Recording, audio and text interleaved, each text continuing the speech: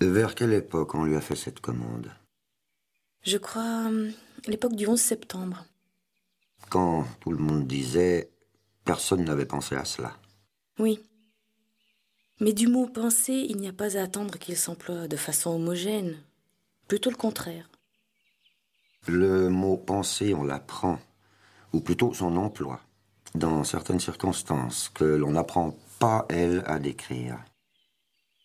Demande à quelqu'un de jeter un regard de doute ou de plaisir, et puis cache son visage de façon à laisser seuls les yeux à découvert. Ces yeux dans lesquels toute l'expression paraissait concentrée, tu seras surpris de constater combien leur expression est maintenant susceptible de nombreuses interprétations. On voit des émotions, mais tristesse, joie secrète, ennui, on ne peut pas conclure. Ce n'est pas le changement d'aspect que l'on voit, mais le changement d'interprétation. Regarde cette figure. Et représente-toi cette figure. Les représentations sont soumises à la volonté. Représentation et non image. Voyons la différence. Chercher à voir quelque chose, chercher à se représenter quelque chose. Dans le premier cas, on dit en quelque sorte « regardez juste là ». Et dans le second, « fermez les yeux ». On serait tenté de dire que le son que l'on se représente est dans un autre espace que le son qu'on entend.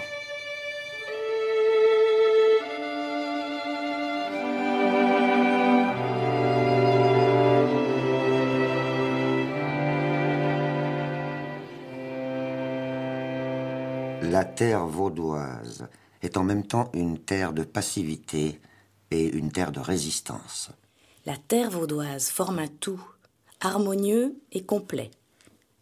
Elle pourrait vivre repliée sur elle-même sans avoir seulement le besoin du reste du monde. La terre vaudoise est un tout, un vrai pays. On dit le pays de Vaud. C'est mieux qu'un canton, qu'une province. C'est autre chose. Et l'autre de ce pays, son amour... Sa fiancée, sa payse, comme on dit. C'est la France. C'est l'autre, en face. Quand d'aventure on se risque à traverser la grande flaque d'eau.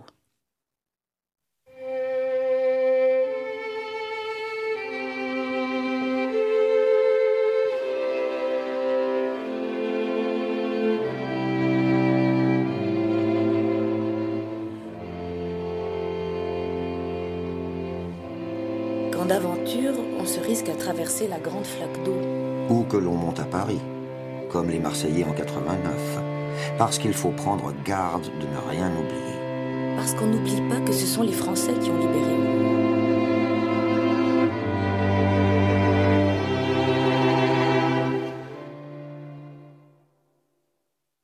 Allons enfants de la patrie, jour de gloire et de clarté, contre nous de la tyrannie, et dans un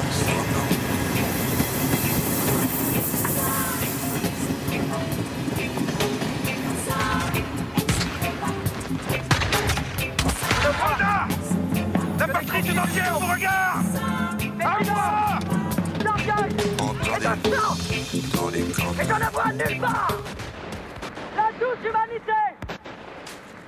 L'équitable modération! Tu devais être la base du traité social! Parce qu'il faut prendre garde de ne rien oublier. Parce qu'on n'oublie pas que ce sont les Français qui ont libéré ce pays des Alamans. C'est exact. Avec ce qui restait à Napoléon des soldats de l'an 2. La seule fois où on a pu voir le tyran de l'Europe libérer quelque chose au lieu de la servir. C'était surtout pour que personne ne touche à son copain du four. N'empêche qu'il y a eu tous ces arbres de la liberté, et qu'encore aujourd'hui, la patrie embrasse la liberté sur le drapeau.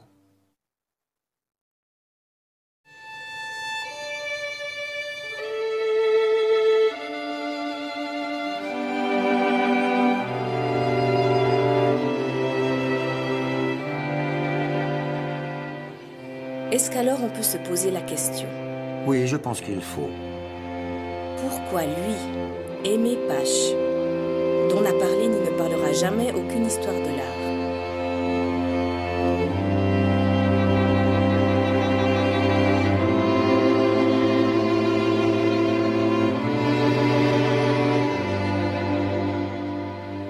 les gens de l'expo lui ont commandé ce grand tableau, à lui. Il faut voir le début, comme dans chaque histoire. Aller se promener du côté de Grange-Sainte-Marie, après Métabief. Oui.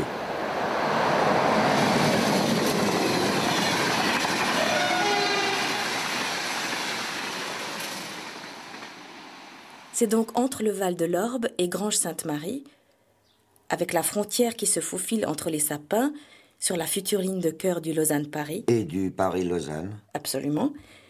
Que vint au monde le futur auteur du grand tableau. Encore aujourd'hui, on peut le voir, accroché dans l'arrière-salle du Café du Marché, à Rolles, chez Maniglet.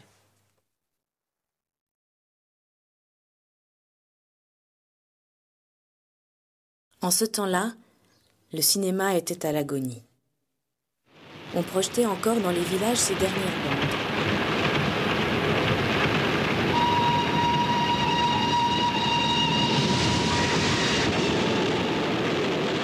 Et la mère d'Aimé Pache, Dont un frère avait tenu l'Eldorado de Genève.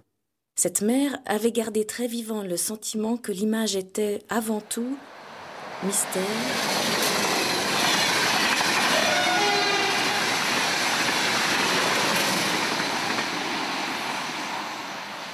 Le père, lui, était un ancien syndicaliste originaire de la Chaux-de-Fonds qui s'était un peu agité dans les milieux de l'internationale communiste avec Humbert Drault et le vieux Forel. Et puis, après les procès de Moscou, il avait laissé tomber les luttes ouvrières et s'était marié avec la fille d'un retraité de la SNCF, une fille de Savoie.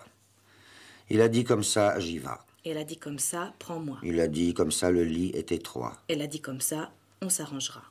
Et les deux se mirent à vivoter là, sur la future ligne de cœur du Paris-Lausanne. Je l'ai déjà dit. Pas exactement comme ça. En fait, on se disputa tout de suite pour savoir qui surveillait les voies et qui allait au café.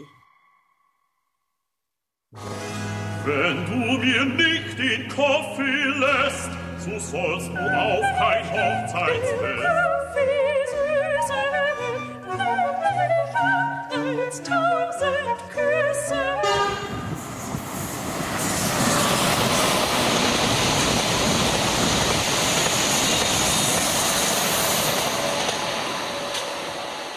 Une fois, Aimé Pache accompagna son père au casino d'Yverdon, où il vit sa première femme nue, et ça lui fit quelque chose, comme on dit.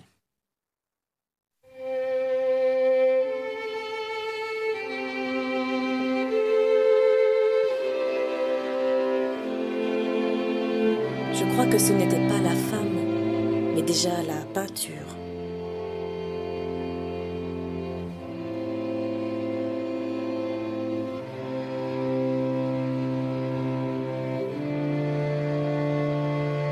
Oui, possible. Je dois dire qu'en tant qu'ancien révolutionnaire, le père ne croyait pas au pouvoir des images, mais à celui des mots.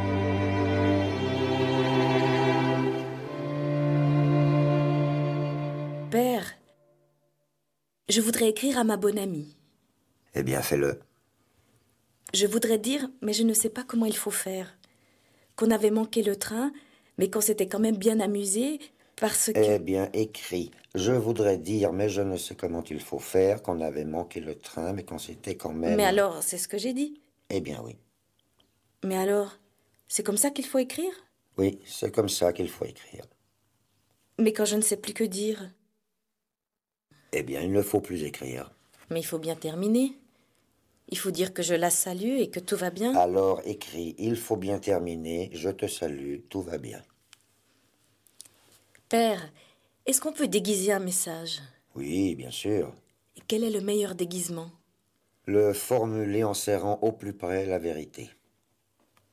Père, quelle est la bonne méthode pour savoir si quelqu'un est fréquentable? Il faut lui demander « Qu'avez-vous lu ?» Et s'il te répond « Homère, Shakespeare, Balzac, l'homme n'est pas fréquentable. » Par contre, s'il te répond « Qu'entendez-vous par lire ?» alors tous les espoirs te sont permis. Père, que fait le vent quand il ne souffle pas?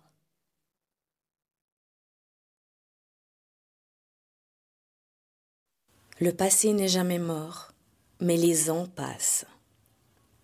Le père est enseveli à Thanet, la mer à Ivoire, de l'autre côté du lac. Les deux face à face dans la mort. Liberté et patrie. Alors, tout seul, Aimé Pache se met à peindre à l'huile. Il ne sait pas encore. Il apprend. D'abord un arbre, et encore un arbre, et puis des fruits, et puis du sang, celui du pays, celui d'Abraham Jean Daniel d'Avel. Fond et forme, patrie et liberté, tel qu'il le voyait maintenant depuis sa fenêtre, par-dessus les toits. Ici le père, en face la mère, et entre la ligne de flottaison qu'il apprendra plus tard chez Rothko. Il croit qu'il faut se jeter dans la difficulté parce qu'il n'y a de vérité que d'expérience et qu'on doit se tromper souvent pour arriver à ne plus se tromper. On peut dire les yeux la liberté, les mains la patrie.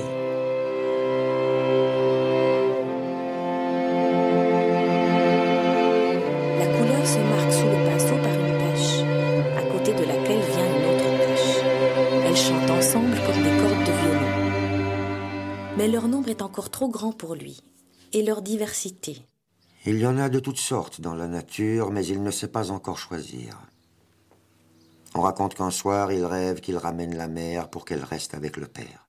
Et il tombe sur un vieux cahier d'école, avec la phrase mystérieuse de composition française. Que le soleil ni la mort ne se regardent en face. À cause que les parents ne sont plus, enfin, il la comprend. Il comprend comment? Le cahier est terriblement gribouillé, mais je peux lire ça.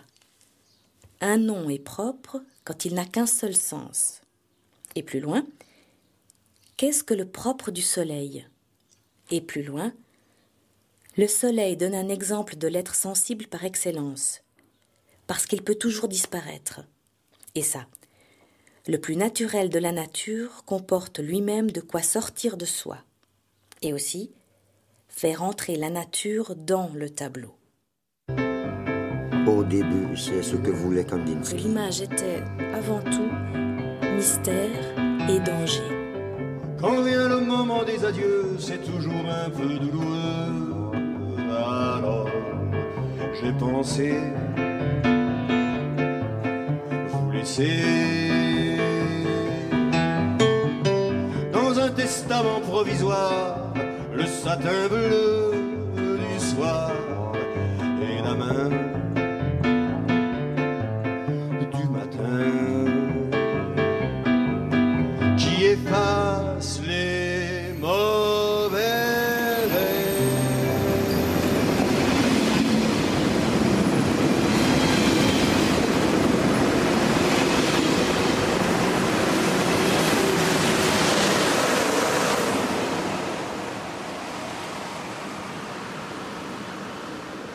Et puis il s'en va, c'est la liberté. Et puis il s'en revient, c'est la patrie. Et encore, il s'en va. La grande ville et les lumières. Il suit l'exemple de ses aînés, d'Édouard Rod, de Saint-Grillat, de Ramus et d'Aubergenois. On avait joué les faunés à Lausanne, de Sartre, et ça l'a décidé. Pauvre et perdu, comme les fleurs entre les rails, dans le vent confus des voyages, écrivait Rilke, traduit par Adamov. À Paris, il vit héroïquement. Il a peu d'argent. Il est aussi mince que grand et fait la cuisine dans la petite chambre d'un hôtel rue du Cherche-Midi. De temps à autre, le luxe d'un œuf à la coque. Il court les expositions. Au Louvre, il copie les grands anciens. Delacroix, Chardin, les Hollandais, Cézanne. Un tableau qu'on pourrait mettre dans la cellule d'un condamné à mort sans que cela soit une atrocité. Il fréquente timidement la jeune génération. On le voit en compagnie de Fautrier, Hartung, Manessier.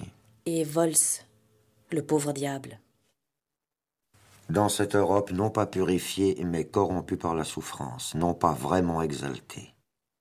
Mais humilié par la liberté reconquise, Aimé Pache découvre ses propres dons. Il pose des questions très simples. Après la désintégration du réel par Braque et Picasso, il ne reste au nouveau venu qu'un fourmillement de couleurs, de rythmes, que des épaves en miettes. Il faut être très fort pour surmonter les tempêtes philosophiques et la violence sociale, parce qu'il faut durer pour pouvoir revenir. Disons qu'Aimé Pache rencontre des lumières et les dirige sur sa nuit. Il marche beaucoup. Voici le moment trouble de la nuit qui commence, avec les yeux des réverbères qui s'ouvrent, çà et là, dans une ombre bleue, où les gens vont plus nombreux, tous confondus. Aimé Pache se retrouve dans la préhistoire du visible.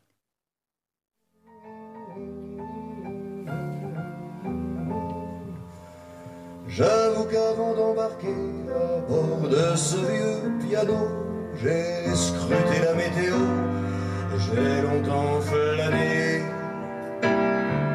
entre les trains et les avions, jusque derrière l'horizon. On la croit ici, elle a déjà fui. Un soir d'été, au sortir des concerts L'Amoureux, il en remarque un air d'Annabella dans 14 juillet, en robe longue, qui prend le métro. Une jeune fille seule en robe du soir dans le métro. Impensable, cette liberté. En ce temps-là, non. Cette liberté, oui. Il lui demande sa main. Elle lui donne le bras. C'est une fille avec un garçon. Il décide de revenir au pays. Elle accepte. Elle pose la tête sur son épaule, parce que l'amour est lourd à porter. C'est une fille avec un garçon.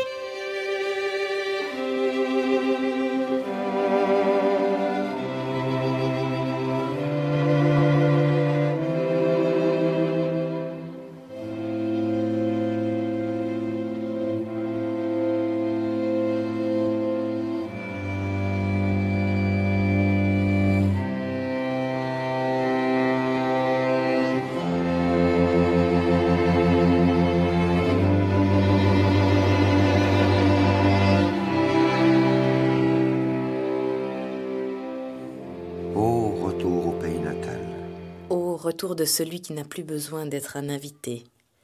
Aimé et sa bien-aimée s'installent dans la maison rose. Toujours la ligne de cœur, mais cette fois de l'autre côté du tunnel. La beauté de Claire, c'est elle-même. Claire est tout entière inscrite sur son visage et dans la forme de ses bras. Ce qui me plaît dans son esprit est visible sur ses lèvres. Je l'ai connue en la regardant. Ô temps universel où tout était à nous, quand tout nous fut rendu. Ô temps universel, où rien n'était muet pour les yeux de l'enfant. La maison rose, l'enfant, que Pache peint souvent en infante. Il faut signaler qu'il n'appelle d'aucun nom ce qu'il peint. C'est la peinture qu'il appelle. Et puis la petite fille s'en va, mordue par une vipère. La mère peu à peu perd le nord, comme on dit. Une après-midi, alors que Pache est au village, elle prend la barque et disparaît. Aimé Pache abandonne la peinture. Il va un temps se réfugier dans la forêt, à cause que les arbres sont seuls et ensemble. Et puis il redescend dans les vignes. Et puis enfin au bord de l'eau, chez un pasteur, le long du chemin de France, comme il est dit dans la région. On le croise qui aide le cantonnier. On est à la fin des années 60. Ce fut cet été-là qu'il prépara le grand tableau. Être neuf et jusqu'au bout dans ce qui est neuf, qu'est-ce donc que le réel ?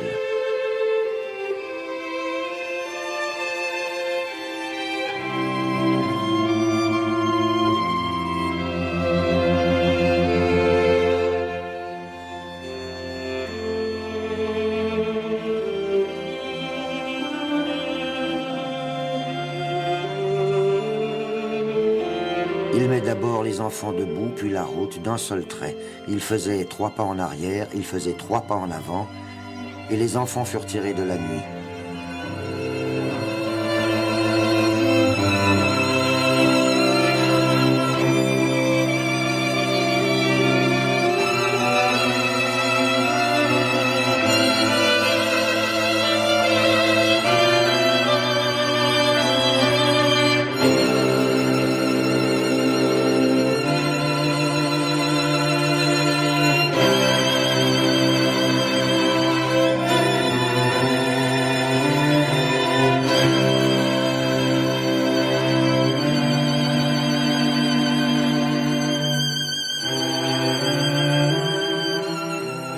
À gauche, le chemin les accompagne, les pieds dans la patrie, les yeux en liberté.